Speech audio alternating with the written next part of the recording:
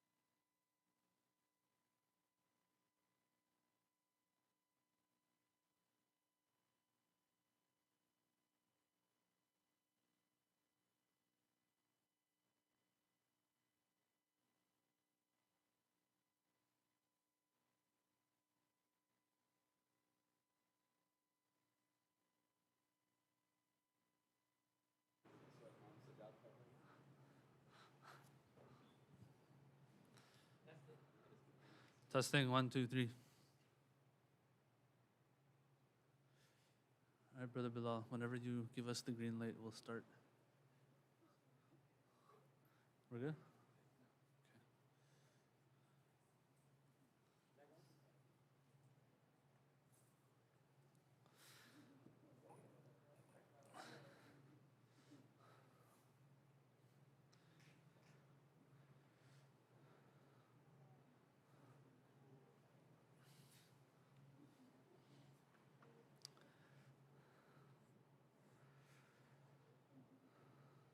أعوذ بالله من الشيطان الرجيم بسم الله الرحمن الرحيم الحمد لله رب العالمين وصلى الله على سيدنا محمد وآله الطاهرين اللهم صل على محمد وآل محمد. So we were talking about, we had finished Al-Quran, Kitabullah, as one of the sources of our fiqh. We moved on to the Sunnah. We said, okay, the Sunnah is that which the Prophet says, does, etc. But we don't have access to that. And so we rely on narrations and reports that reach us, that reflect to us the sunnah. So right there we have a filter. Yes? Now we will call these hadiths and everything sunnah as well. But in reality, sunnah is different than hadith that reflects sunnah. That's one point, introduction. Another point that we need to talk about is that when it comes to the religion of God, when it comes to the laws of Allah subhanahu wa ta'ala and Islam, we have to have 100% certainty regarding that which we do in the name of Islam. Now, since it's not easy to always establish certainty regarding the laws, Islam, it's as if the Sharia has given us another way and has allowed us to rely on something that we call the dhann. Dhann means something that is not 100% certainty. You have 80%, 70% certainty. This is called dhann. But not any dhann, not any conjecture as they call it, but rather it has to be something that Islam has sanctioned. Not any dhann is going to be, we call it hujjah on us and binding on us, and we can rely on it for the deen. There are certain dhunun is the plural of dhann. There are certain dhunun that Islam has sanctioned. Now, there are discussions, we covered some of these before, on what exactly those conditions are for that dhann, for it to be hujjah on us, for it to be binding on us, for us to be able to rely on it. What kind of dhann? One of the best examples for that is the hadiths that we have. But those hadiths have to check some boxes. And they, for example, they have to be from an imami, a person who believes in the 12 imams. They have to have check different boxes. Sometimes they'll say it has to be imami, 12er imam. Sometimes they'll say no, even that's not necessary, as long as this person is a truthful, trustworthy individual. I don't want to get into those details. We talked a little bit about these in the past. So this hadith, this solitary report that reaches me, that is reflecting to me the sunnah of the Prophet and the imams, this is going to be hujjah on me if it checks certain boxes that we covered before.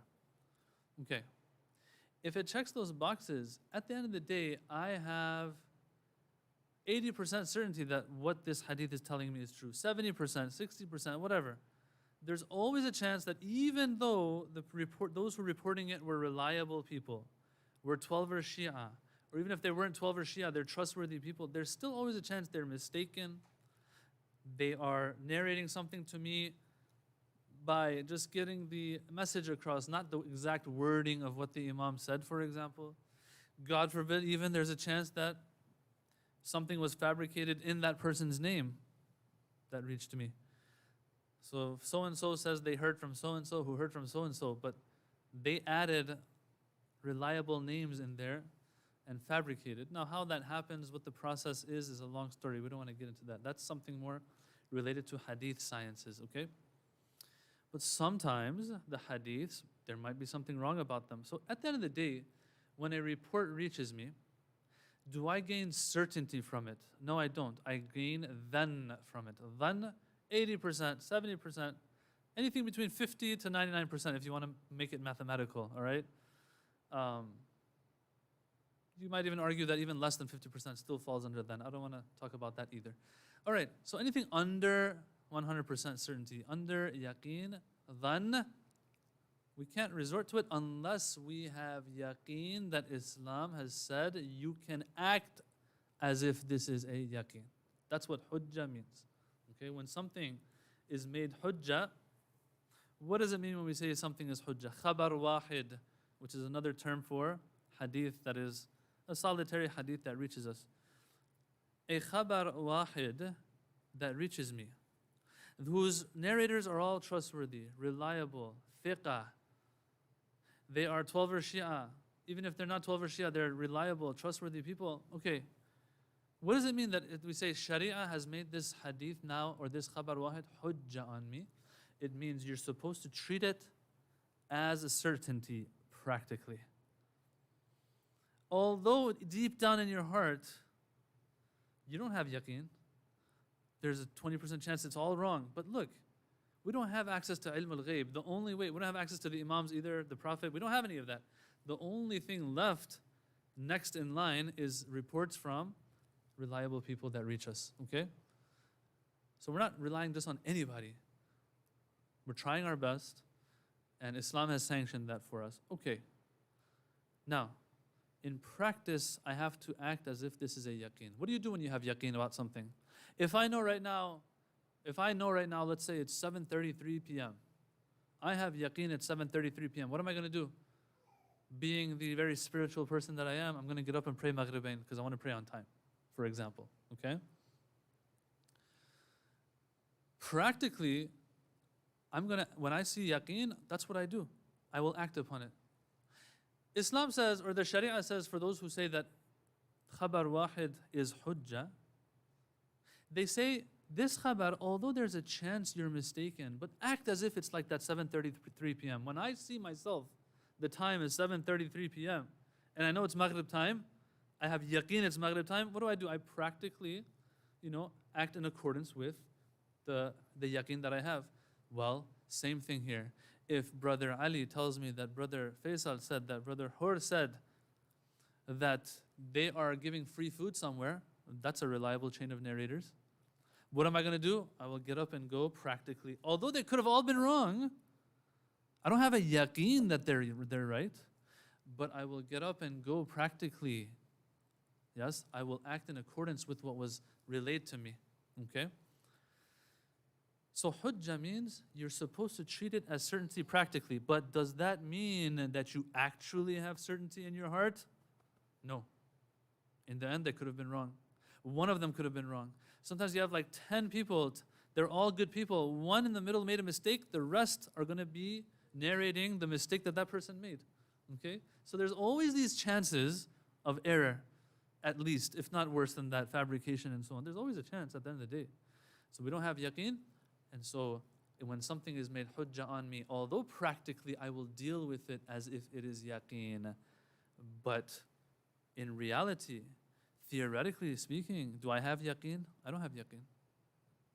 Can I say that, okay, this ruling of, let's say, I don't know, 3 times tasbihat arba'ah in the 3rd and 4th rak'ah, that this khabar wahid told me is wajib to say in my salat. Can I be 100% sure that the reality of the matter in Allah's knowledge is that we have to do it 3 times? Not necessarily. But it's hujjah on me, it's binding on me, I have to go by it because there's no other way. Okay. As you can see, what we get out of all of this is it's all about practice. Practically we take it as yaqeen. In reality, it's not yaqeen. I still have some doubt in me, but I have to act and take it as if it's yaqeen. All right, having said all of that, conclusion that we get from all of this is what? The conclusion we get is that this whole story and notion of hujjiyah, acting as if something is a yaqeen, although in reality it's not, this applies to what? Those things that will have a practical implication for me. All right? And that means fiqh and ahkam and these things. The do's and don'ts. A hadith reaches me that this thing is haram. Okay, so from this day forward, I have to stay away from it. Why? Because this hadith checks all the boxes, and therefore it is hujjah on you. It is binding on you. It's authoritative. All right? So fiqh, do's and don'ts. Salat has to be prayed like this. Hajj has to be done like that, etc., etc. Okay. Having said all of that now, all these discussions we've had so far till today on khabar wahid, on sunnah, on hadith, they were regarding fiqhi matters. But now what we have is, what if we have hadiths? A khabar wahid, when I look at the chain of narrators, it checks all the boxes and could have been hujjah on me if it was relaying to me a fiqhi matter. What if there's a hadith like that, but it's not relaying a fiqhi matter? What is it relaying to me? A non-fiqhi matter, whether it's history, whether it's medicine. We have hadiths about medicine. Like some people are very fixated on pushing this idea of we have Islamic medicine. Okay? Quote unquote Islamic medicine. We'll have to talk about that maybe later. But anyway, history, medicine, Hadiths that will talk about what's happening in other planets, maybe even. These are called takwiniyat. Things that have to do with the natural world and science. I don't know, aqa'id and beliefs. What if a hadith comes and tells me God is sitting on a throne somewhere, let's just say. Okay? And finally, tafsir. What if a hadith comes and tells me this is the tafsir of this verse of the Quran? Okay? Now this, as you can tell, although we're talking about something that's non-fiqhi here now. We're opening up this chapter. So directly, it's not related to ijtihad and taqlid anymore.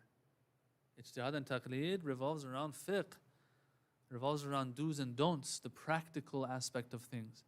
But this is a very important subject that one can say is really sometimes even causing issues for the brothers and sisters in the communities out there and in the Shia culture that is evolving and developing constantly. Why? Because it's based on hadiths. Someone will believe in something about something. Why? Because there's a hadith. You're like, well, it's a hadith. It's not a verse of the Quran, is it? Yeah, but it's a hadith. And look at the chain of narrators. It is a reliable chain of narrators. So this is a whole discussion that's out there. What we know for sure is that khabar wahid can be hujjah if it checks all the boxes in fiqhi matters, because there's practical implications. At the end of the day, do I have yaqeen? I don't. But Islam says follow this still. Act as if it's yaqeen, meaning what? Practically follow what it says. But when it comes to matters of embracing, I don't know, thoughts and ideas and aqa'id and history and all of these things, this is just something that I do in my mind. There's no practical implication of me doing something or not, or refraining from something. So what does hujjah even here mean? Can it be hujjah or not? It's the question. So what does it look like in non-fiqhi matters? The best we can say is, it'll have, if a hadith can be made hujjah on us, that checks all the boxes in non-fiqhi matters, it'll have an intellectual implication. What's the intellectual implication of that? Submission, embracing it. So for example, if a hadith says to me, let's say, I don't know, just a very simple example, the imams are ma'soom. Okay, this is a belief-related hadith. And I look at the chain of narrators and it checks all the boxes. If this was fiqh, it would be hujjah for sure. The people who say these hadiths can also be hujjah in non-fiqhi matters, they'll say, okay, it has an intellectual implication for you at least, which is what? Submitting to what the hadith is telling you. In other words, embracing it, taking it as a belief that you have to have. In other words, because there's a single hadith now on a matter that has a reliable chain of narrators, I can go around telling the world, Islam says this. Okay? Is this the case or not? That's an intellectual implication.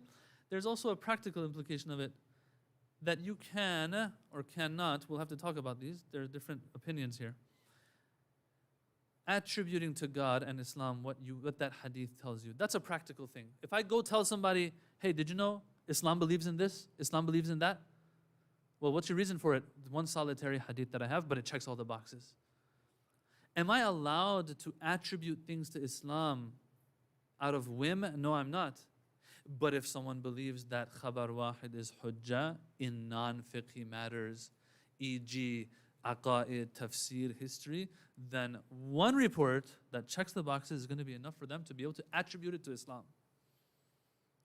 Although they don't have yaqeen in that. But because it's an authoritative hadith now, it's fine, we can do that, okay? Now, we want to have this discussion, see what the different scholars say in regards to this, okay? And we're not going to be able to wrap it up in one day, it's going to be next week as well. But all in all, you will find that the majority say, even if there's a reliable chain of narrators, hujjiyah, being hujjah, is only applicable to fiqhi hadiths, not to non-fiqhi ones.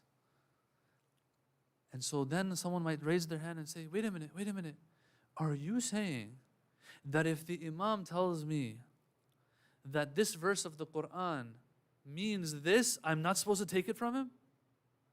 The answer will be, slow down, Habibi. Relax, okay? Stop, let me open a parenthesis here. The moment we see somebody say something that might not read with the way we look at things, oh, you're against the imams. Relax. No, it's not the case. These ulama who are going to now question, referring to, relying on hadiths when it comes to non-fiqhi matters like tafsir and history and those things, they're not questioning the imams. That person will say, if the imam comes to me directly and tells me, of course I'm going to take it from him. So for example, if the imam comes and tells me, yeah, Surah Maryam, when it says Kaf, Ha, Ya, Ain, Sad, Kaf stands for Karbala. We have a hadith for this, by the way. It's not a strong one. Kaf means Karbala. Ha means this. Ya means that. Yazid, it means Yazid. What does Ain stand for? Atash and these things. He says, if the imam comes and tells me directly, I will say, of course I accept. But this person says, can I accept a khabar wahid that's claiming, although it has a reliable chain of narrators and is hujjah in fiqh, can I take it as something that I have to say, okay, I'm going to take it, although it's a non-fiqhi matter? There's a difference here. No one's questioning the imams. If the imam directly tells me this, I accept. The problem is it's going through the filter of khabar wahid at the end of the day. When it goes through this filter, a lot of those things that we talked about 10 minutes ago come up. Maybe they made a mistake. Maybe it was fabricated. I mean, this whole idea of ghulu and ghulat throughout history and compilation of hadiths is a serious thing. When you read that, they deliberately would inject stuff in there and the imams are calling them out for it. That shows that, okay, I can't take a khabar wahid to be, oh, that's exactly what the imam said. No, it's going through that filter, so there's always a chance that there's a mistake that took place. Maybe there's a fabrication that took place. I'm 70% sure, 80% sure. So no one's questioning the imams. These people are questioning whether or not it's binding on them because it has gone through the filter of khabar wahid. That is the main discussion that we have. So that disclaimer also needed to be made. Any questions before we get into the actual discussion? All right. So what we have here is, I'm going to go through, inshallah, we have about, 10 people here? I might add to this list later, I don't know. But then we have 10 big names here, very big names, of some of our scholars. Most of them are going to be, I'm looking at the names right now, yeah, most of them are going to be in the last 100, 150, 200 years. And majority of them I've chosen from the last maybe 50 years even, ish. Okay, so these names, Shaykh al-Tusi, of course, the father of Shi'ism in a way you can call him, all right? He has a couple books that he's spoken about this matter, okay? We have Diyauddin al-Iraqi, al-Muhaqqiq al-Iraqi they call him. He is one of the teachers of Ayatollah Khou'i, okay? So he also talks about this. As you can see, all these big names have spoken about this matter because it's a very important matter. It really shapes and molds our faith, okay? Akhund Khurasani, another huge name, okay? He, his book Kifayatul Usul is still studied till today as one of the main textbooks of advanced studies in Hawza. Ayatollah Khou'i, no introduction needed there. Ayatollah Sadiq Larijani is alive today. The only reason why I bring him up is because he has a good refutation of what Ayatollah Khou'i says in one of his books. Okay, so that's why I've brought him. He has an article that he's spoken about this there in length. Sheikh Ansari, all I will say is, in the past 100 years, if anyone says a sheikh or says a sheikh al-a'zam, the grand sheikh, they're talking about Sheikh Ansari. If Sheikh Tusi was one of the main ones of the past, I think he lived in the 5th century, then Sheikh Ansari, in the past 100, 150 years, he's one of the greatest of them all. And of course, a lot of his books are studied as textbooks in the Hawza as well. All right, so these are big names. Ayatollah Hadi Ma'rifat, he passed away maybe 10, 15 years ago. He is known for his Quranic sciences. And you'll see, he's one of the few that's on the other side and argues for hujjiyah, for non-fiqhi hadiths, okay? And so a lot of people have gone after him because of that. And of course, the great Allama Tabatabai, again and again and again in Al-Mizãn, he talks about this as well. Guess which side he's on. And then by extension, Ayatollah Jawadi Amuli. Ayatollah Jawadi Amuli has a whole book. I think it's the 9th or 10th volume now that's come out. called Rijal Tafsiri. So he's done a work on a Rijal, but only Tafsiri Rijal. So we'll get there, and the detail is there. And so that kind of implies, if he's going through the Rijal of Tafsir works and Hadiths, that he believes that Hadiths on Tafsir are going to have Hujjiyah too, but you'll be surprised that it's not the case actually. So he writes a book on that, but at the same time, it doesn't seem like he's on that side. And then finally, Shaykh Hubbullah, he's the one, I think he has spoken about it much in depth. It's like about 100 pages in one of his books that he's talked about this as well. And he's broken it down very nicely and categorized things, okay? So we'll get to that later as well, the categorization. But for today, what I want to do is cover 2 of these 10. The first being the great Al-Shaykh At-Tusi of the 5th century, right? It's the 5th century, correct? He passed away in the 5th century. Can someone look that up for me? 5th century. I'm very bad with dates. Okay. What does Shaykh At-Tusi say? He has 2 books. One is an usuli book. Okay, so in that he covers legal theory. And then he has a tafsir work as well. He talks about it there as well. Now, here I'm going to read. Let me explain it before I read it, because it's quotes within quotes. He says, look, if someone ever says this, says what? Says, look, someone tries to refute the fact that we're supposed to follow khabar wahid in fiqh. Okay? Shaykh Tusi believed, he's one of the first ones I could say, that actually has discussed this in detail, that look, khabar wahid can be hujjah on us. And we have to follow khabar wahid. Okay. Then some people are going to argue against him. You know, I'm speaking slow on purpose so we can all follow, okay?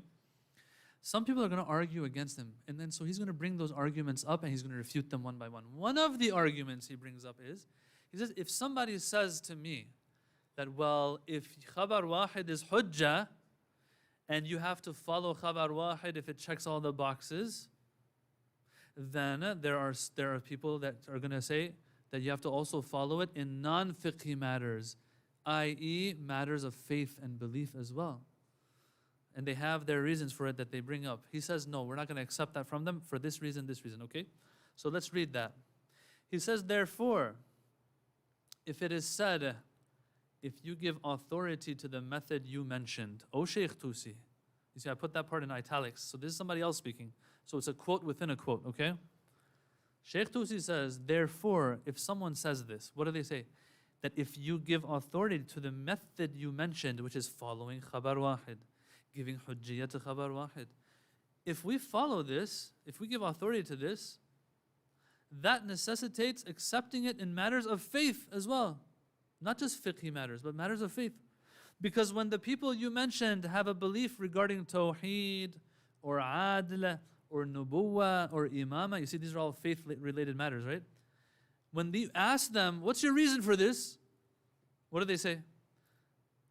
When they're asked for literature that proves such, they cite these same reports. They say, because we have this hadith, we have that hadith. Why do you believe in tawheed? Because I have a khabar wahid with a good chain of narrators, yeah, that says God is one, let's say. Okay? There's a whole book by Shaykh al-Saduq called Kitabul Tawheed. So there's hadiths there. Why do you believe God is just? Because Imam al-Rida, for example, said God is just in this one report that I have. These people are trying to they're trying to refute Shaykh al-Tusi by saying, see, you have to follow these hadiths when it comes to these matters, but you probably don't. And he's going to say we don't, but we'll get to that. Imama, Nubuwwah, all of these things. When you ask them for literature that proves such, they cite these same khabar wahid reports. Hence, if khabar wahid is hujjah to this extent, that you're saying, oh Shaykh Tusi, in fiqhi matters, it should be followed as a hujjah in matters of faith as well. While you don't accept this, Shaykh Tusi, why are you making a divide here between fiqhi related hadith and you say they're hujjah, and non-fiqhi ones and you say they're not hujjah? When we talk to your own scholars, you know what they say? They say we believe in tawheed and adl, nubuwwah. These are matters of faith because we have hadith for it. So what's your answer to that? He says, look, it will be said, we don't accept the entire sect of the Shia referring to khabar wahid in matters of faith. This is just a claim you're making. Who said that? Okay? And how can that be such while we know for a fact the only way to achieve these things is the intellect? Let me explain what he's saying here. He says, look, why am I going to even follow what the Quran says or what the Imam say or what the Prophet says about God if I haven't intellectually come to the conclusion I'm supposed to be following Muhammad sallallahu alaihi wasallam or I'm supposed to be following Ali ibn Abi Talib? First, I have to prove to myself through my intellect that I'm supposed to follow the Quran. Then I go and see what the Quran says about things. I have to first prove to myself through aql and intellect or mutawatir hadith at least, certain things, then I'll follow. I can't just start from khabar wahid and say, oh, God is one because khabar wahid said so. Right? It doesn't make logical sense. He says, these are things you have to do through aql, tawheed, nubuwwah, imama, ma'ad. These are things we learn in Sunday school, he says. There was no Sunday school back then, but why do we learn them in Sunday school? Because these are the foundations and pillars of our faith. If I don't learn these things before I even get to know who the Imams are, who the Prophet is, I'll never be able to refer to them. It's obvious. It's a vicious circle. I follow God because the Prophet said so. Well, why do you follow the Prophet? Because God said so. Well, where do we start from? You understand? So Tusi here is saying, look, we can't follow the hadiths in these things. We have to follow the aql and intellect. So the fact that you are claiming that our scholars say we follow hadiths, that claim is made up. That's not true. Who said that? He says, how can that be such while we know for a fact the only way to achieve these things is the intellect? Or religious literature that gives us certainty, mutawatir. Okay? That I become 100% sure. At the end of the day, I have to have certainty. How can I follow a conjecture that has been quote unquote made hujjah before I have even reached the fact that God is supposed to make things hujjah or not? It's a vicious circle. And then he goes on, he says, such a claim that khabar wahid in matters of faith is hujjah cannot be made towards outstanding, learned scholars, despite the fact that some oblivious adherents to the school of hadith. What's the Arabic? Let me pull the Arabic up real quick. He says, فَلَا يُمْكِنُ إِسْنَادُ ذَلِكَ إِلَىٰ قَوْمٍ عُلَمَاء مُتَمَيِّزِينَ. How are you going to say that grand, outstanding scholars have said such a dumb thing? وَإِنْ قَالَ ذَلِكَ بَعْضُ غَفَلَةِ أَصْحَابِ الْحَدِيثِ. Even though some of those oblivious people that adhere to the school of hadith, now mind you, this is before all of the akhbarism that happened later on, the school of akhbarism later. This is Shaykh Tusi's time. But still, he's saying those people who are adherents to that school of hadith, these oblivious individuals, they might say something like that. They might say, I believe in God because the hadith said so. Baba, you can't start the whole discussion from a hadith by Imam al-Rida, for example. It's like telling an atheist, hey atheist, believe in God. Why? Because Imam Rida said God exists. Imam Rida is a very good person. As a matter of fact, he's infallible. People like, prove to me he's an infallible person, prove to me whatever, and at the end of the day, I have to figure out if this guy's an imam or not. How do I figure that out? First I have to figure out there's a God who made him infallible. He's telling me God exists, so now I have to believe in God? It's a vicious circle. He says, people don't say things like that, inaccurate things like that. Unless they're these oblivious individuals, whoever he's referring to. He says, we don't pay attention to these, as we explained. So he's referring to something he talked about before. He says, we already talked about this. These people who might say certain things like this, we don't care about what they say. It doesn't matter what they say.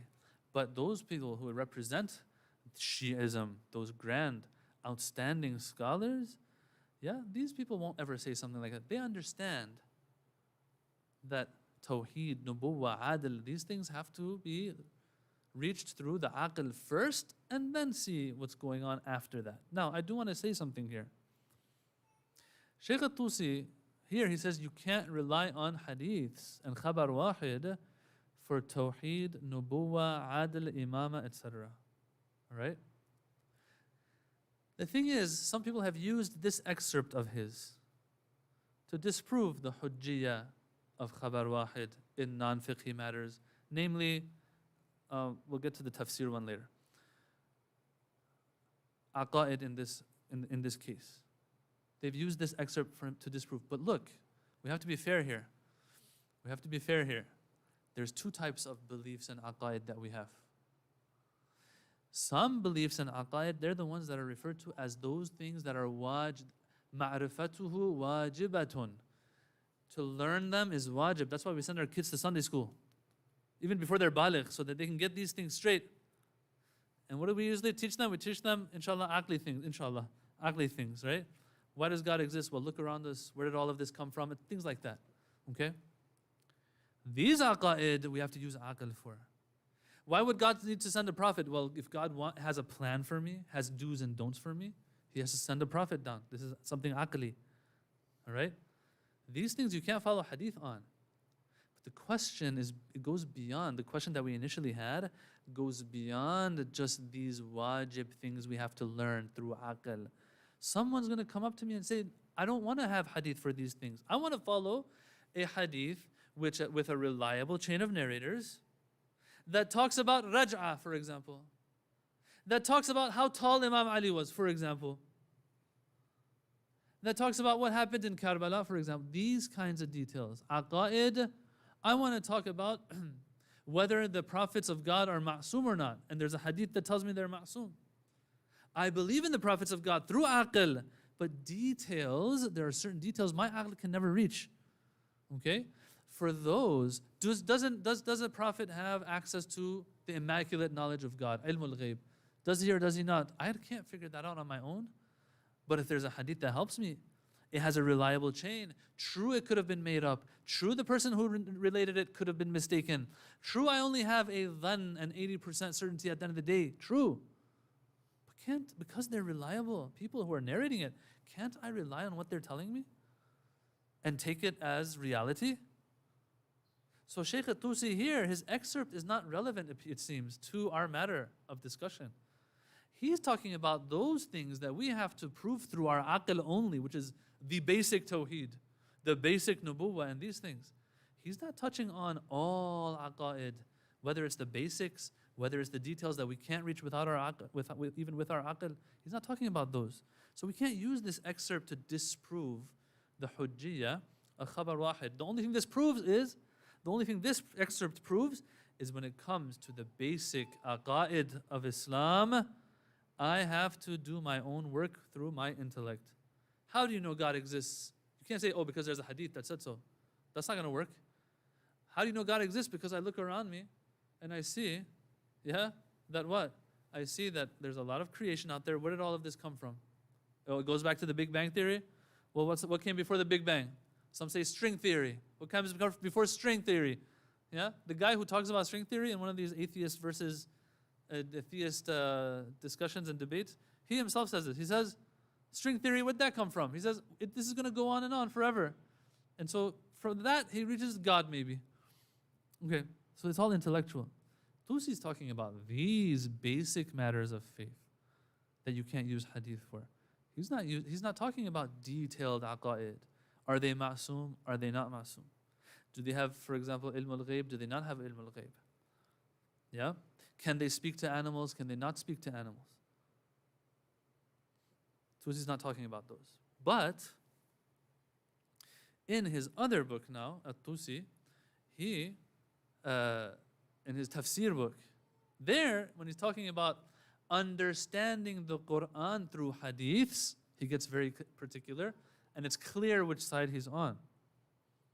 And one can maybe extrapolate and say, okay, if he doesn't believe it there, then he probably doesn't believe it in aqa'id either. Okay? But what does he say in his tafsir of Tibyan? He says it is unacceptable for one to give their own opinion on a verse of Quran whose apparent meaning, zahir meaning, we've used this word before, right? Whose zahir meaning doesn't reveal what is meant by it. Sometimes we can't figure out what the zahir of it is. Or we figure out what the zahir is saying, but we don't get what it's trying to get across to us. We can understand the different terms that are in the verse, but we don't understand exactly what it's saying. Dhul Qarnayn, the one with the two horns, Well, the Quran talks about him, right? Well, who is that? Who do I identify him with? Yeah? I understand what Dhul Qarnayn, I know what Dhu means, I know what Qarnayn means, the possessor of two horns. But who's it referring to? I don't know who he's talking about. So I understand the zahir of it, but who's it referring to? I don't know what is going on here. So he says, when you reach that point, you can't use your just own ra'i and nadar and opinion. No. What else can I not do? Or to even blindly follow one of the mufassirin and what they say. So he says you can't even do taqlid of mufassirin either. Okay, so what do? He says, as for the khabar wahid, he says they do not bring about certainty. But they might be hujjah. He says, I don't care if hujjah, what did we say? The first slide we had. Hujjah means you're still not certain. You just have to act as if it's certain and practice it. But here, there's nothing to practice. It's all just belief and understanding. He says, as for khabar wahid, they don't bring about certainty and cannot be used as proof for understanding the book of God. So is there anyone out there who dares say, oh, Shaykh Tusi, you're against the Imams then when they tell you what the verse is trying to say? He'll turn around and say, we had the disclaimer 20 minutes ago. What was the disclaimer? It's different to say, I don't follow the Imam and what he says about the Quran, and to say, I'm not sure when a hadith tells me that and claims that this is what the Imam said. These are two different things. I'm not against the Imam, he says, and I'm not even against the hadiths, but I'm just saying they don't bring me certainty. And because I don't have certainty, I can't make a claim of understanding what the verse says. It is befitting in such cases, then what are we supposed to do? To just not have an opinion. Astaghfirullah. How can we not, alaykum assalam, how can I not have an opinion in this Instagram day and age? We're supposed to always have an opinion. He says it's just to not have an opinion and list the possibilities of what could, did the next slide come? Of what could have been meant, and to not come to a definitive conclusion on what was exactly meant. It didn't come? Did it come now?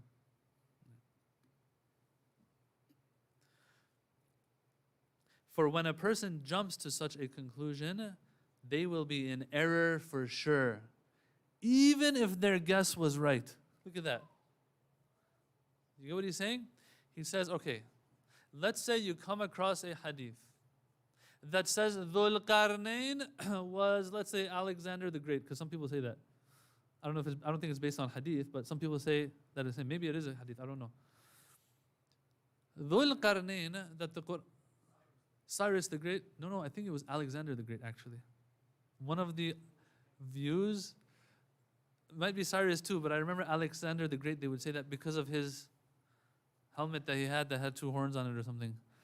We'll look into it. But I remember Alexander the Great. So, I know what Dhul Qarnayn means, the possessor of two horns. A hadith comes to me, it has a reliable chain of narrators that says Dhul Qarnayn, let's say it was Alexander the Great. All right. Let's say I take that hadith now, and I say, you know what? From this day forward, Dhul Qarnayn is Alexander the Great. And that's what I preach. And guess what? In reality, it was him, assuming. At Tusi here, he says, you're still wrong. What do you mean, Tusi, I'm wrong? What do you mean I'm in error? I got it right. I had 80% certainty because of the hadith, but I said, you know what? Reliable chain of narrators, I'm going to see this as hujjah on me. And so I will, from this day forward, see it to be Alexander the Great. And it turns out that it was actually accurate. He says, you're still in error. You know why? Why? Because the Quran says, don't follow conjecture. Even if you're 80% sure, do you have certainty? No, I don't. Then you're not supposed to say it. So even though you got it right, you got it wrong. You got it right, academically speaking, but you got it wrong from a perspective of what your responsibility is. You went against the instruction of the Quran that says don't follow conjecture. Yeah? The only time you follow conjecture is in practical matters, he's saying. Fiqhi, practical matters. even then you still have conjecture, but you're supposed to act upon it. That's it. Here, there's no acting upon it. It's just believing something. Believing and embracing something is something you do in the heart. It's not something that you do outside with your limbs and stuff. It's not an actual action, yeah? So he says hujjah is irrelevant here, and you're not off the hook. So, even if their guess was right, as the Prophet has been narrated to have said such, that's what the Prophet says. The person who follows a means and a method that they're not supposed to, even if they get it right, they can get themselves ready for the hellfire. فَلْيَتَبَوَّأْ مَقْعَدَهُ مِنَ النَّارِ. All right? So, this is how serious the matter is. The reason being that this person is making such a judgment through guesswork, devoid of concrete evidence, Tusi says. And this is unacceptable unanimously. Okay, so here, Shaykh al-Tusi is very clear. Even when it comes to detailed matters, yes, I can't rely on a hadith that has a reliable chain because the matter is a non-fiqhi one. And if I want to attribute something to God, to Islam, to the Quran, yes, I have to have certainty. If I don't have certainty, I don't have permission to do that.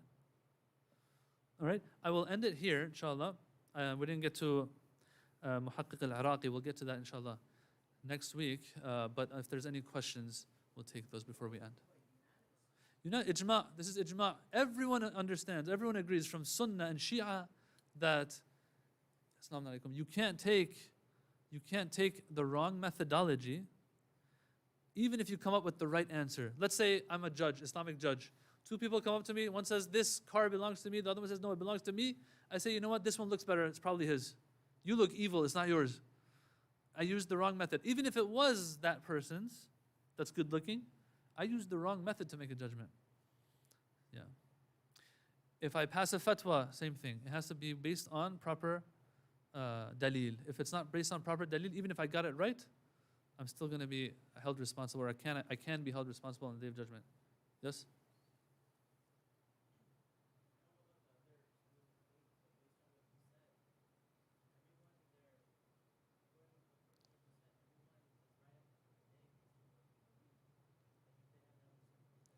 If they have that how much, yeah, if they reach yaqeen. The thing is, we think yaqeen is something you can find everywhere. Yaqeen is not something you can find everywhere easily. Yaqeen, right? The same way you see right now, you know it's day right now. Well, actually, we're between sunset and Maghrib time, so I don't know. But the same way you know it's day right now, or it's night right now, or that we're talking, that yaqeen, do you have that regarding any hadith that we have? No, unless it's mutawatir. Unless it's mutawatir, or you had some mukashafa dream or something and you're certain for yourself. But yeah, this seldom happens actually. When it comes to these matters, these theoretical matters, yeah, there's usually not yaqeen, it's mostly conjecture. Now, is that conjecture going to be hujjah on me or not is the story that we're talking about here. Yeah. And even if I'm going to follow it, it has to be backed by a yaqeen, like in khabar wahid. It's conjecture, but it's backed by yaqeen that I can follow it practically in fiqh matters. That's what they're saying. I'm not taking sides right now, although you'll probably figure which side I'm on as we go through this discussion. But all in all, for now, this is what we're getting from Shaykh al-Tusi. Anything else before we end?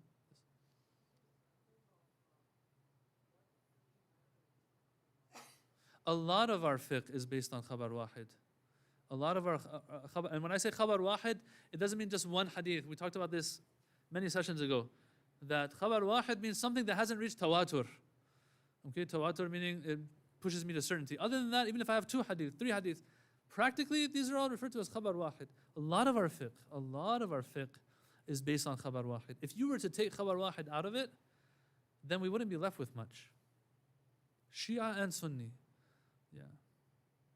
We've discussed a lot of this in depth in the past, so I don't want to go back to it, but we talked about the importance of this discussion, khabar wahid. Why is it so important? Because if you take it out, there goes your fiqh, buddy. Yeah. Plus, there's a big heritage that we have, the Sunnis also have. So you can't just dismiss all of it either. You have to come up with certain rules, yeah, that you go by so that you can make the most and benefit as much as you can from this corpus that we have. But at the same time, not compromising on these rules that we have either. And saying things without hujjah. Anything else before we end? والحمد لله رب العالمين والسلام عليكم ورحمة الله. صلوات.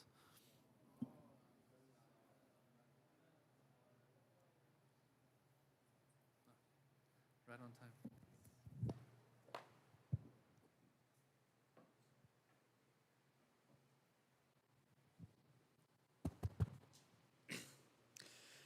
أعوذ بالله من الشيطان الرجيم.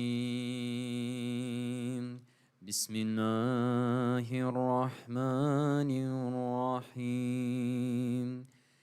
إن الله وملائكته يصلون على النبي يا أيها الذين آمنوا صلوا عليه وسلموا تسليما. سبحان الله والحمد لله ولا إله إلا الله والله أكبر. الله أكبر الله أكبر. الله أكبر الله أكبر. أشهد أن لا إله إلا الله. أشهد أن لا إله إلا الله. أشهد أن محمدا رسول الله.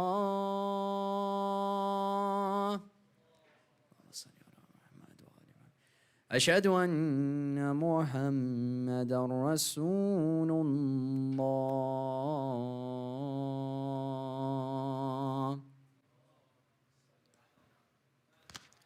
أشهد أن عليا ولي الله. أشهد أن عليا حجة الله.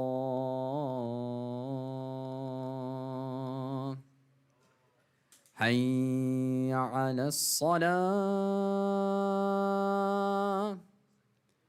حي على الصلاة.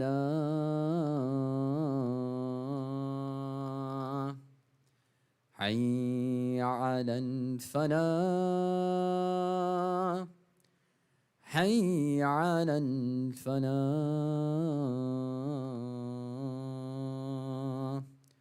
حي على خير العمل. حي على خير العمل. الله أكبر الله أكبر. لا إله إلا الله لا إله إلا الله. اللهم اغفر للمؤمنين والمؤمنات والمسلمين والمسلمات الأحياء منه والأموات برحمتك يا أرحم الراحمين. الفاتحة مع الصلوات.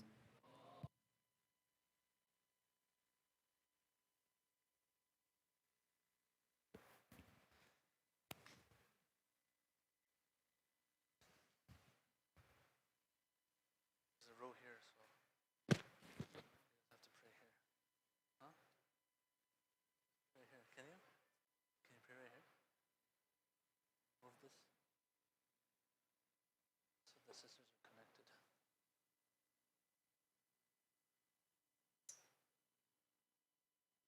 Is everyone, how many people here? Allahu Akbar, Allahu Akbar. Ashhadu an la ilaha illallah. أشهد أن لا إله إلا الله. أشهد أن محمدا رسول الله صلى الله عليه وآله. أشهد أن محمدا رسول الله صلى الله عليه وآله. أشهد أن عليا ولي الله وأنه حجة الله صلوات الله عليه. حي على الصلاة حي على الصلاة.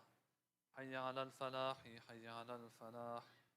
حي على خير العمل حي على خير العمل. قد قامت الصلاة قد قامت الصلاة.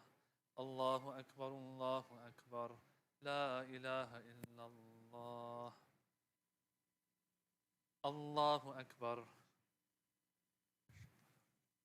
بسم الله الرحمن الرحيم الحمد لله رب العالمين الرحمن الرحيم مالك يوم الدين إياك نعبد وإياك نستعين اهدنا الصراط المستقيم صراط الذين أنعمت عليهم غير المغضوب عليهم ولا الضالين.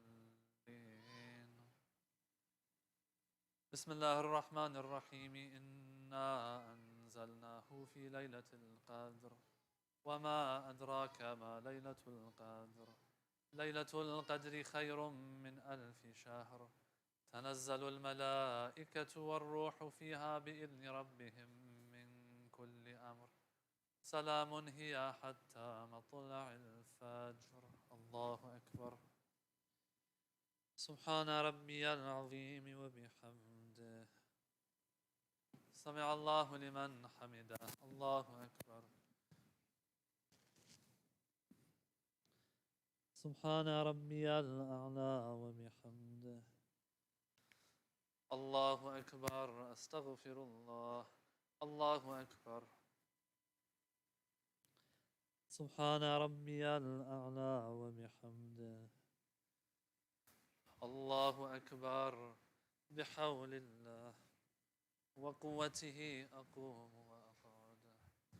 بسم الله الرحمن الرحيم الحمد لله رب العالمين الرحمن الرحيم مالك يوم الدين إياك نعبد وإياك نستعين اهدنا الصراط المستقيم صراط الذين أنعمت عليهم غير المغضوب عليهم ولا الضالين. بسم الله الرحمن الرحيم قل هو الله أحد الله الصمد لم يلد ولم يولد ولم يكن له كفوا أحد كذلك الله ربي. الله أكبر. اللهم صل على محمد وآل محمد. ربنا آتنا في الدنيا حسنة وفي الآخرة حسنة وقنا عذاب النار. الله أكبر. سبحان ربي العظيم وبحمده سمع الله لمن حمده. الله أكبر. سبحان ربي الأعلى وبحمده. الله أكبر. أستغفر الله. الله أكبر. سبحان ربي الأعلى وبحمده. الله أكبر. الحمد لله. أشهد أن لا إله إلا الله وحده لا شريك له وأشهد أن محمدا عبده ورسوله. اللهم صل على محمد وآل محمد. بحول الله وقوته أقوم وأقعد.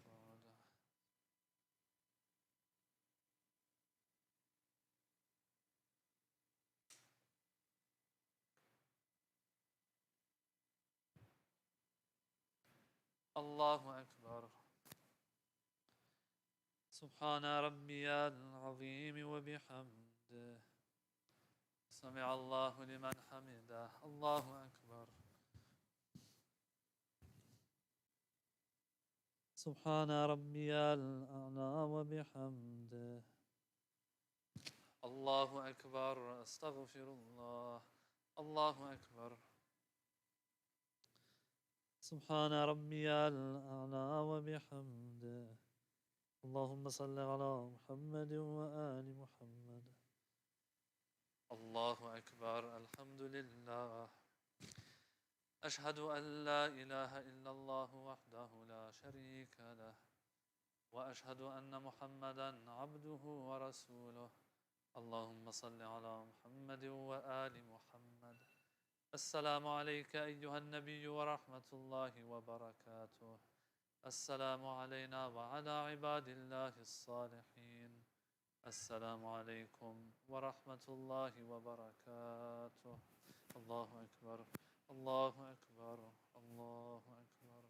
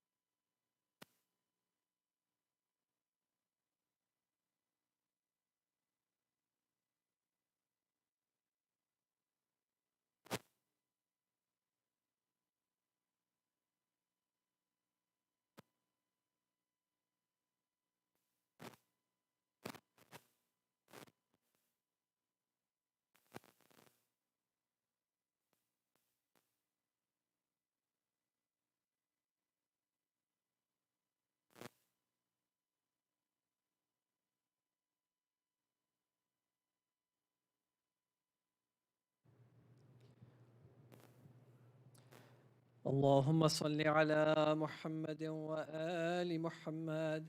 بسم الله الرحمن الرحيم. اللهم إني أسألك موجبات رحمتك وعزائم مغفرتك والنجاة من النار ومن كل بلية والفوز بالجنة ورضوان في دار السلام وجوار نبيك محمد عليه وآله السلام.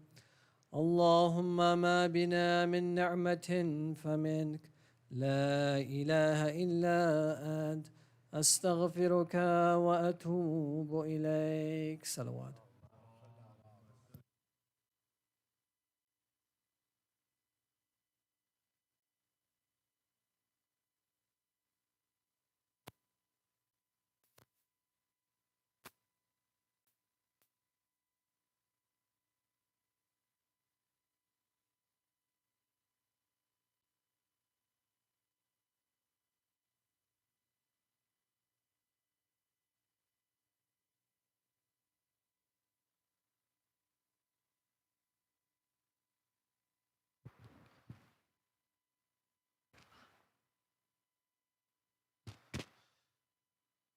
الله أكبر الله أكبر.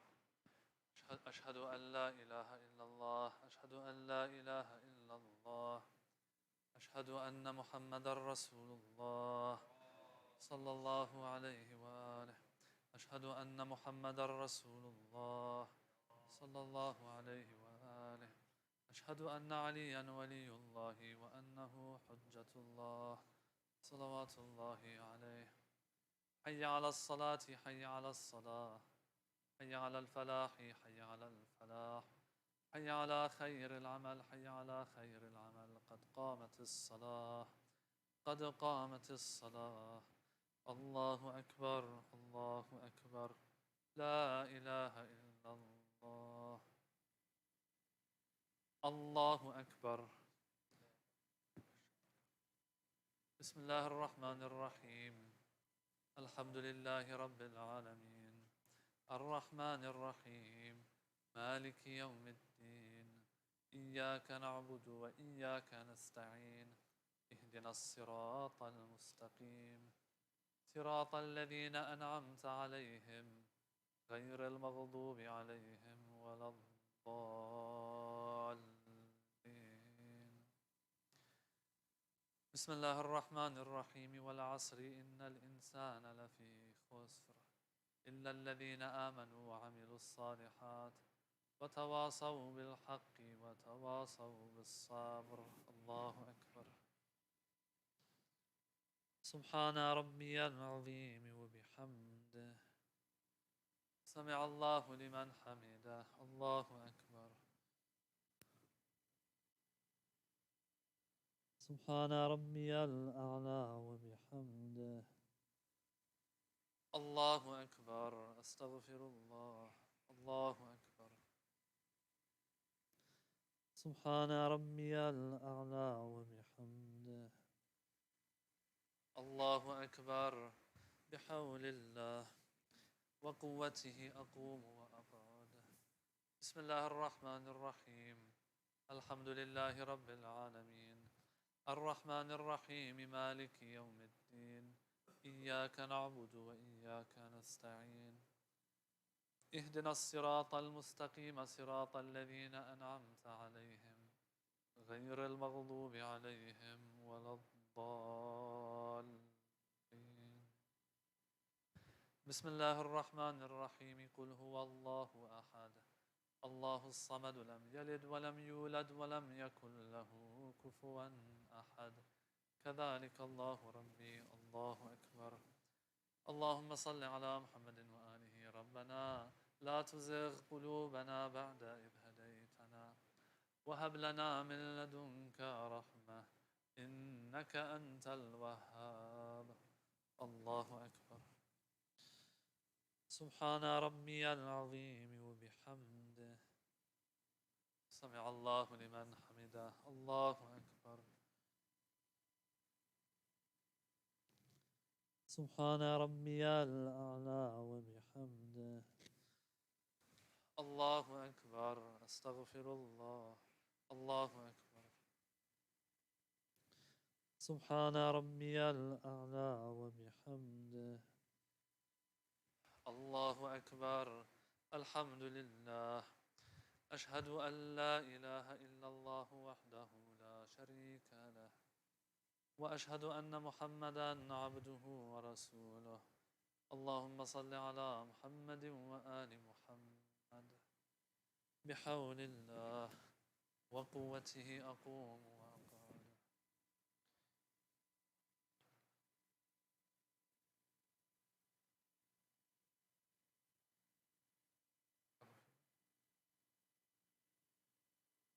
الله أكبر. سبحان ربي العظيم وبحمده. سمع الله لمن حمده. الله أكبر. سبحان ربي الأعلى وبحمده. الله أكبر. أستغفر الله. الله أكبر. سبحان ربي الأعلى وبحمده. الله أكبر. بحول الله وقوته أقوم وأقعد.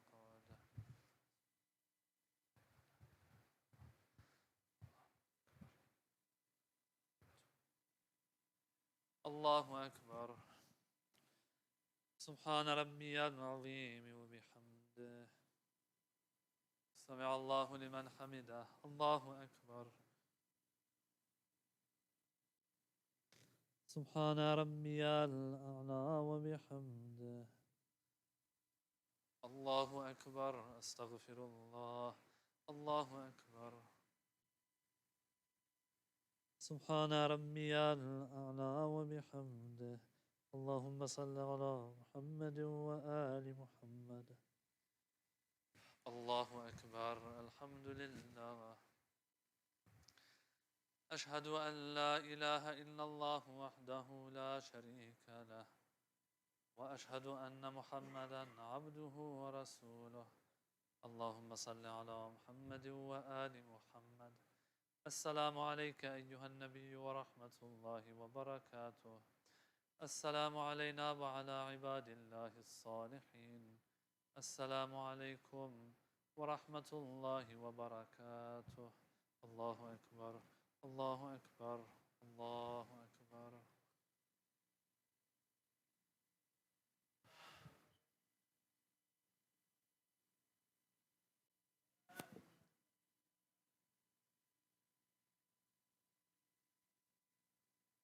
اللهم صل على محمد وآل محمد.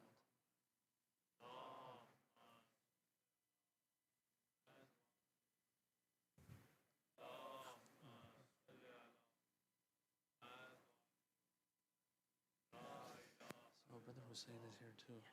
Michael usually struggles with the whole thing.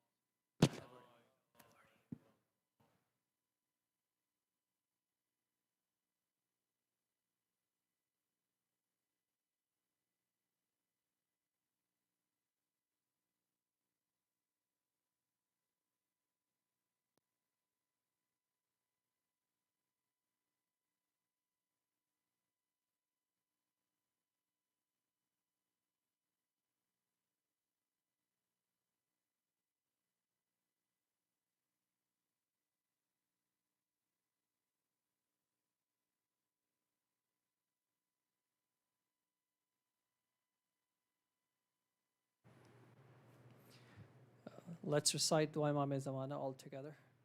بسم الله الرحمن الرحيم. اللهم كن لوليك الحجة ابن الحسن صلواتك عليه وعلى آبائه في هذه الساعة وفي كل ساعة وليا وحافظا وقائدا وناصرا ودليلا وعينا حتى تسكنه أرضك طوعا وتمتعه فيها طويلا برحمتك يا أرحم الراحمين. صلوات.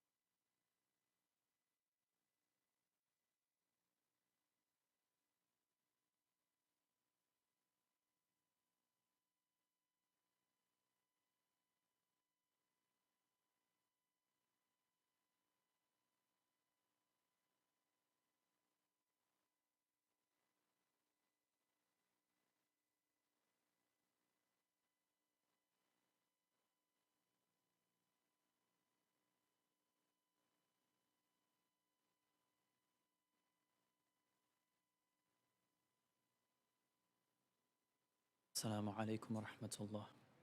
Inshallah, we're going to be starting Dua Kumail in just a few minutes, so you have some time to sit back, relax. Salawat ala Muhammad wa ali Muhammad.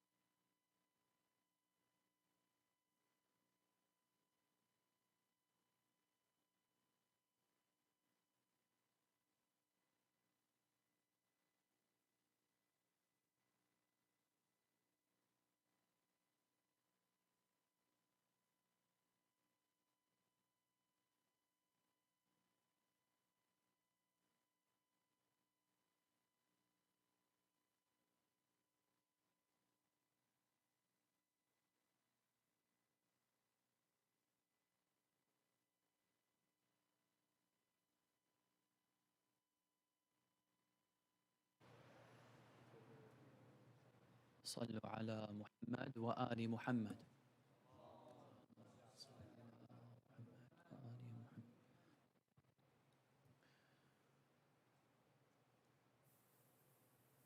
بسم الله الرحمن الرحيم. اللهم صل على محمد وآل محمد. اللهم إني أسألك برحمتك التي وسعت كل شيء وبقوتك التي قهرت بها كل شيء وخضع لها كل شيء وذل لها كل شيء وبجبروتك التي غلبت بها كل شيء وبعزتك التي لا يقوم لها شيء وبعظمتك التي ملأت كل شيء وبسلطانك الذي على كل شيء وبوجهك الباقي بعد فناء كل شيء وبأسمائك التي ملأت أركان كل شيء وبعلمك الذي أحاط بكل شيء وبنور وجهك الذي أضاء له كل شيء. Together. يا نور يا قدوس يا نور يا قدوس يا نور يا قدوس يا أول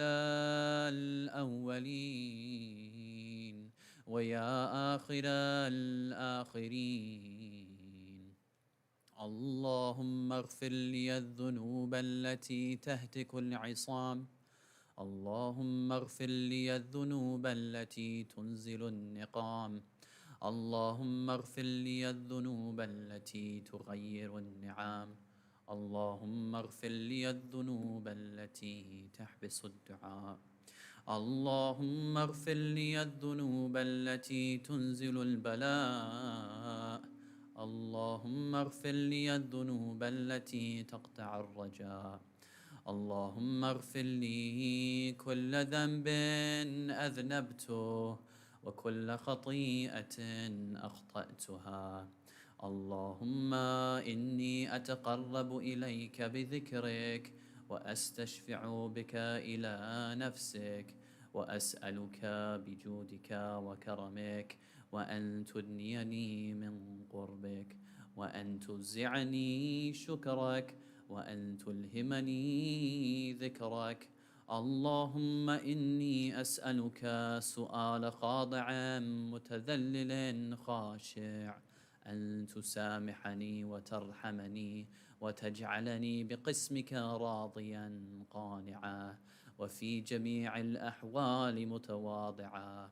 اللهم وأسألك سؤال من اشتدت فاقته وأنزل بك عند الشدائد حاجته وعظم فيما عندك رغبته. اللهم عظم سلطانك وعلى مكانك وخفي مكرك وظهر أمرك وغلب قهرك وجرت قدرتك ولا يمكن الفرار من حكومتك. اللهم لا أجد لذنوبي غافرة ولا لقبائحي ساترة ولا لشيء من عملي القبيح بالحسن مبدلا غيرك. لا إله إلا أنت سبحانك وبحمدك. Together. ظلمت نفسي ظلمت نفسي ظلمت نفسي وتجرأت بجهلي وسكنت إلى قديم ذكرك لي ومنك علي. اللهم مولاي كم من قبيح سترته وكم من فادح من البلاء أقلته وكم من عثار وقيته وكم من مكروه دفعته وكم من ثناء جميل لست أهلا له نشرته. اللهم عظم بلائي وأفرط بي سوء حالي، وقصرت بي أعمالي، وقعدت بي أغلالي، وحبسني عن نفع بعد آمالي، وخدعتني الدنيا بغرورها، ونفسي بخيانتها ومطالي. يا سيدي، فأسألك بعزتك أن لا يحجب عنك دعائي سوء عملي وفعالي، ولا تفضحني بخفي ما اطلعت عليه من سري، ولا تعاجلني بالعقوبة على ما عملته في خلواتي من سوء فعلي وإساءتي ودوام تفريطي وجهالتي وكثرة شهواتي وغفلتي. وكن اللهم بعزتك لي في الأحوال كلها رؤوفا، وعلي في جميع الأمور عطوفا. إلهي وربي، من لي غيرك؟ أسأله كشف ضري والنظر في أمري. إلهي ومولاي، أجريت علي حكما اتبعت فيه هوى نفسي، ولم أحترس فيه من تزيين عدوي، فغرني بما أهوى وأسعده على ذلك القضاء، فتجاوزت بما جرى علي من ذلك بعض حدودك، وخالفت بعض أوامرك، فلك الحجة علي في جميع ذلك، ولا حجة لي فيما جرى علي فيه قضاؤك، وألزمني حكمك وبلاؤك. وقد أتيتك يا إلهي بعد تقصيري وإسرافي على نفسي together معتذرا نادما منكسرا مستقيلا مستغفرا منيبا مقرا مذعنا معترفا، لا أجد مفرا مما كان مني، ولا مفزعا أتوجه إليه في أمري غير قبولك عذري وإدخالك إياي في سعة من رحمتك. اللهم فاقبل عذري، وارحم شدة ضري، وفكني من شد وثاقي. يا رب ارحم ضعف بدني، يا رب ارحم ضعف بدني، يا رب ارحم ضعف بدني، ورقة جلدي ودقة عظمي. يا من بدأ خلقي وذكري وتربيتي وبري وتغذيتي، هب لي لابتداء كرمك وسالف برك بي. يا إلهي وسيدي وربي، أتراك معذبي بنارك بعد توحيدك، وبعد ما انطوى عليه قلبي من معرفتك، ولهج به لساني من ذكرك، واعتقده ضميري من حبك، وبعد صدق اعترافي ودعائي خاضعا لربوبيتك. هيهات، أنت أكرم من أن تضيع من ربيته، أو تبعد من أدنيته، أو تشرد من آويته، أو تسلم إلى البلاء من كفيته ورحمته. وليت شعري يا سيدي وإلهي ومولاي، أتسلط النار على وجوه خرت لعظمتك ساجدة، وعلى ألسن نطقت بتوحيدك صادقة، وبشكرك مادحة، وعلى قلوب اعترفت بإلهيتك محققة، وعلى ضمائر حوت من العلم بك حتى صارت خاشعة، وعلى جوارحي سعت إلى أوطان تعبدك طائعا، وأشارت باستغفارك مذعنا. ما هكذا الظن بك، ولا أخبرنا بفضلك عنك. يا كريم يا رب، يا كريم يا رب، يا كريم يا رب.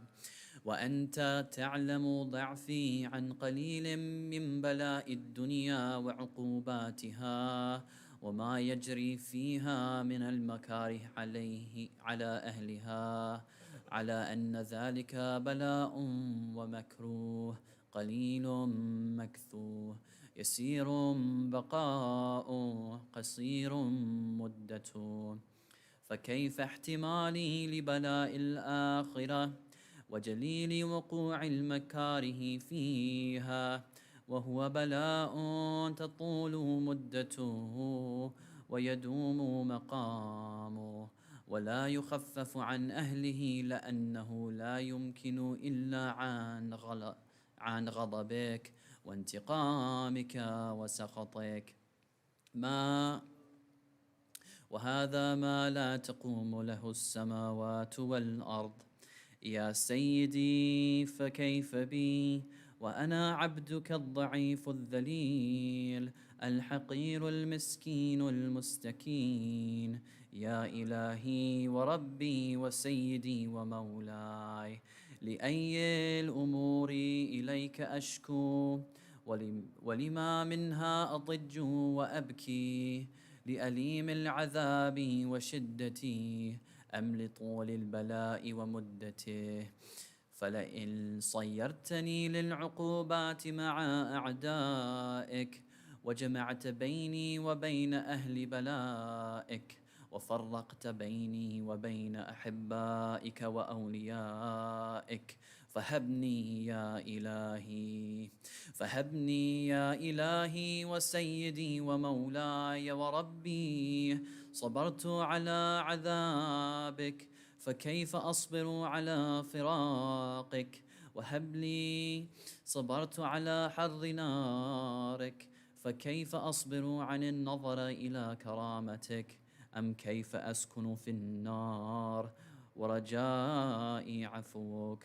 فبعزتك يا سيدي ومولاي أقسم صادقا، لئن تركتني ناطقا لأضجن إليك بين أهلها ضجيج الآملين، ولأصرخن إليك صراخ المستصرخين، ولأبكين عليك بكاء الفاقدين، ولأنادينك أين كنت يا ولي المؤمنين، يا غاية آمال العارفين. Together. يا غياث المستغيثين،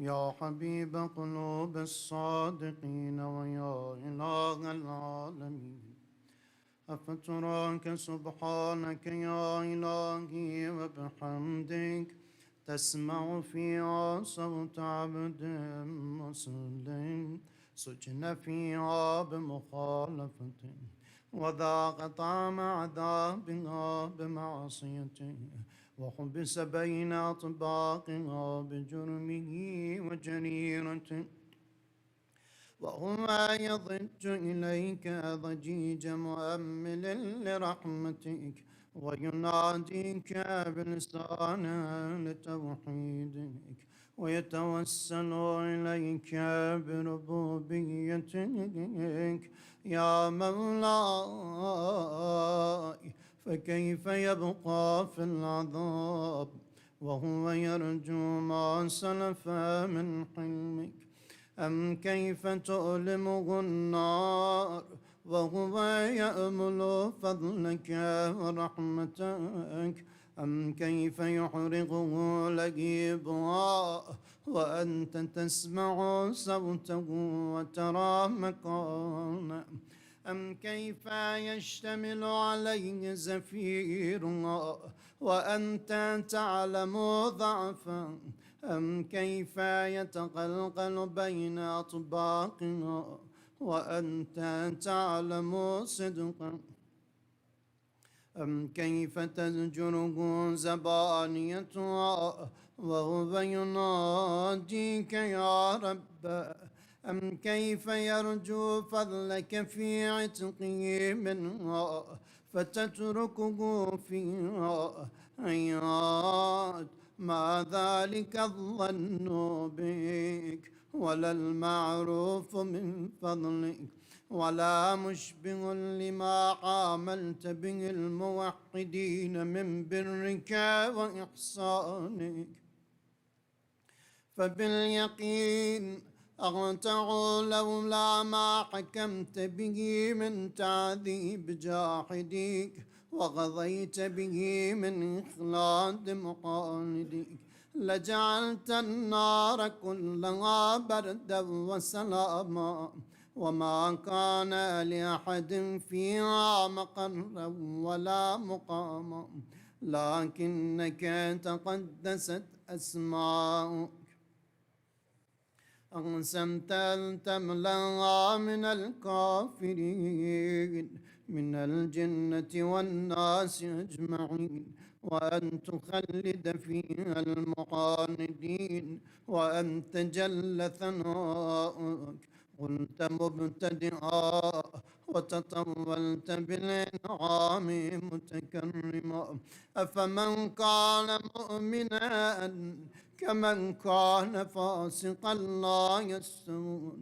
إلهي وسيدي فأسألك بالقدرة التي قدرتها وبالقضية التي حتمتها وحكمتها وغلبت من علي أجريتها أن تهب لي في هذه الليلة وفي هذه الساعة كل جرم أجرمته وكل ذنب وكل قبيح أسررت وكل جهل عملت كتمته وأعلنت أخفيته وأظهرت وكل سيئة أردت بإثباتها الكرام الكاتبين الذين وكلتهم بحفظ ما يكون مني وجعلتهم شهودا علي مع جوارحي وكنت أنت الرقيب علي من ورائهم والشاهد لما خفي عنهم وبرحمتك أخفيت وبفضلك سترت وأن توفر حظي من كل خير أنزلت أو إحسان فضلت أو بر نشرت أو رزق بسطت أو ذنب تغفر أو خطأ تستر يا ربي يا ربي يا رب يا ربي يا ربي يا ربي يا إلهي وسيدي ومولاي ومالك رزقي يا من بيده ناصيتي يا عليما بضري ومسكنتي يا خبيرا بفقري وفاقتي يا ربي يا ربي يا رب يا ربي يا ربي يا ربي يا رب أسألك بحقك وقدسك وأعظم صفاتك وأسمائك أن تجعل أوقاتي من الليل والنهار بذكرك معمورة وبخدمتك موصولة وأعمالي عندك مقبولة حتى تكون أعمالي وأورادي كلها وردا واحدا وحالي في خدمتك سرمدا يا سيدي يا من عليه محولي يا من إليه شكوت أحوالي يا ربي يا ربي يا رب يا ربي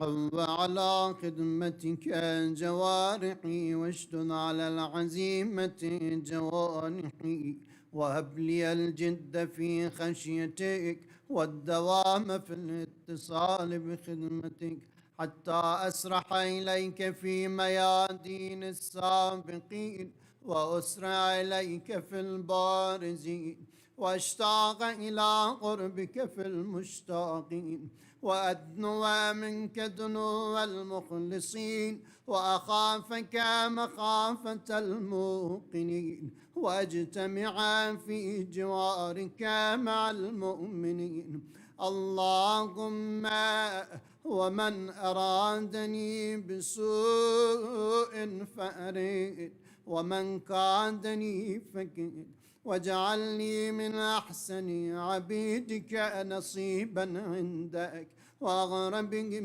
منزلة منك وأخصهم زلفة لديك فإنه لا ينال ذلك إلا بفضلك وجد لي بجودك واعطف علي بمجدك واحفظني برحمتك واجعل لساني بذكرك لهجا وقلبي بحبك متيما ومن علي بحسن إجابتك وأقلني عثرتي واغفر زلتي فإنك قضيت على عبادك بعبادتك وأمرتهم بدعائك وضمنت لهم الإجابة فإليك يا ربي نصبت وجهي وإليك يا ربي مددت يدي فبعزتك استجب لي دعائي وبلغني مناي ولا تقطع من فضلك رجائي واكفني شر الجن والإنس من أعدائي يا سريع الرضا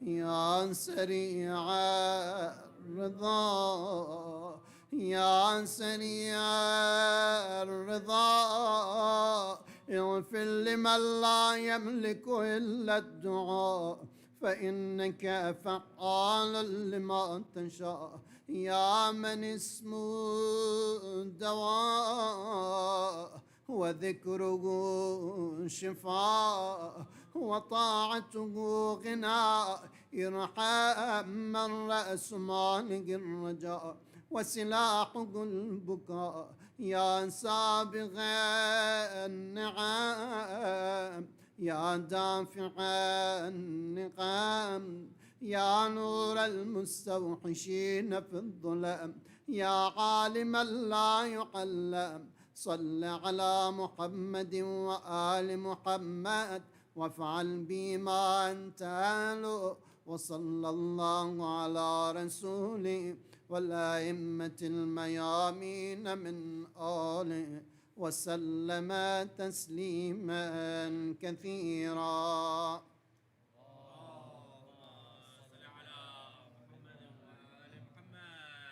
Let's all together recite Dua Azam al-Bala. Bismillah ar-Rahman ar-Rahim. إلهي عظم البلاء وبرح الخفاء والكشف الغطاء والقطع الرجاء وضاقت الأرض ومنعت السماء وأنت المستعان وإليك المشتكى وعليك المعول في الشدة والرخاء. اللهم صل على محمد وآل محمد أولي الأمر الذين فرضت علينا طاعتهم وعرفتنا بذلك منزلتهم ففرج عنا بحقهم فرجا عاجلا قريبا كلمح البصر أو هو أقرب. يا محمد يا علي يا علي يا محمد اكفياني فإنكما كافيان وانصراني فإنكما ناصران. يا مولانا يا صاحب الزمان الغوث الغوث الغوث أدركني أدركني أدركني الساعة الساعة الساعة العجل العجل العجل.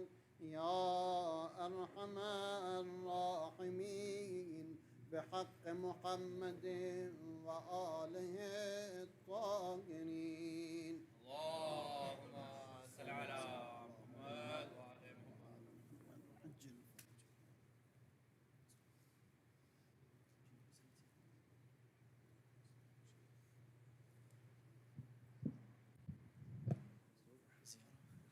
السلام عليك يا رسول الله. السلام عليك يا أمير المؤمنين.